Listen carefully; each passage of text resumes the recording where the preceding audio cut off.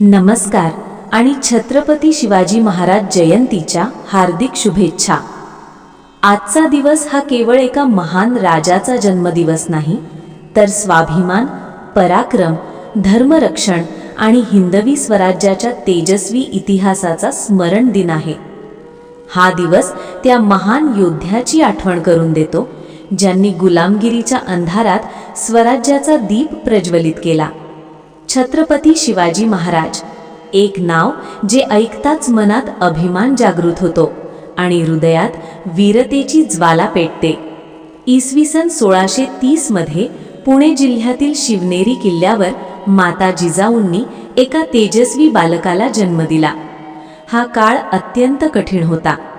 परकीय सत्तांचा अत्याचार वाढत होता, जनतेवर अन्याय होत होता आणि धर्मावर संकट होते। माता जिजाऊ या अत्यंत धर्मनिष्ठ आणि दूरदृष्टी असलेल्या होत्या। त्यांनी बाल शिवाजींना रामायण आणि महाभारतातील वीरांच्या कथा सांगत त्यांच्यात धैर्य, न्याय आणि धर्मनिष्ठा रुजवली। त्या कथा फक्त गोष्टी नव्हत्या, तर स्वराज्याच्या स्वप्नाची बीज होती। बालपणापासूनच शिवाजी महाराजांना घोडेस्वारी, तलवारबाजी आणि युद्धकला शिकवली गेली। दादोजी कोंडदेल यांच्या मार्गदर्शनाखाली त्यांनी प्रशासन आणि नेतृत्वाचे धडे घेतले। त्या काळात आदिलशाही, निजामशाही आणि मुघल सत्ता प्रबळ होती। सामान्य जनता भयभीत होती, पण तरुण शिवाजी महाराजांच्या मनात वेगळाच विचार होता। स्वराज्य हवे। स्वराज्य म्हणजे जनतेचे राज्य, न्यायाचे राज्य आणि स्वाभिमानाचे राज्य। त्यांनी आपल्या विश्वासू मावळ्यांना एकत्र केले आणि स्वराज्य स्थापनेची सुरुवात केली। तोरणा किल्ला जिंकणे हा त्यांच्या स्वराज्याच्या प्रवासाचा पहिला मोठा टप्पा होता। त्यानंतर त्यांनी राजगड, पुरंदर आणि अनेक किल्ले जिंकले। प्रत्येक विजय हा फक्त युद्धाचा नव्हता, तर जनतेच्या विश्वासाचा विजय होता। गनिमी कावा, बुद्धिमत्ता आणि शौर्याचा संगम। शिवाजी महाराजांची युद्धनीती अत्यंत अनोखी होती।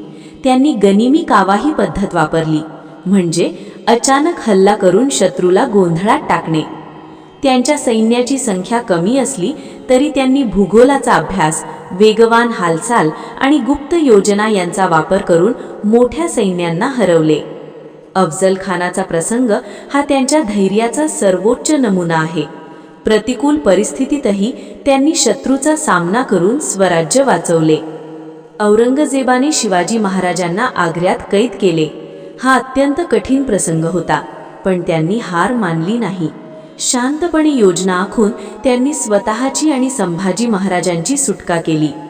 फळांच्या टोपल्यांमध्ये लपून त्यांनी केलेली सुटका आजही त्यांच्या चातुर्याचे उदाहरण म्हणून सांगितली जाते। हा प्रसंग दाखवतो की संकट कितीही मोठे असले तरी धैर्य आणि बुद्धिमत्तेने मार्ग सापडतो। 1674 मध्ये रायगडावर शिवाजी महाराजांचा भव्य राज्याभिषेक झाला। हा क्षण केवळ एका राजाचा नव्हता, तर संपूर्ण भारताच्या स्वाभिमानाचा होता। त्यांनी एक आदर्श प्रशासन उभारले, अष्टप्रधान मंडळ स्थापन केले। स्त्रियांचा सन्मान राखणे, प्रजेचे प्रसरण करणे आणि धर्मनिरपेक्षता राखणे हे त्यांच्या राज्याचे मुख्य तत्व होते। शिवाजी महाराज फक्त तलवारीचे नव्हते, तर हृदयाचेही राजा होते। त्यांनी शेतकऱ्यांचे संरक्षण केले, मंदिरांचे पुनरुज्जीवन केले आणि सर्व धर्मांना समान आदर दिला।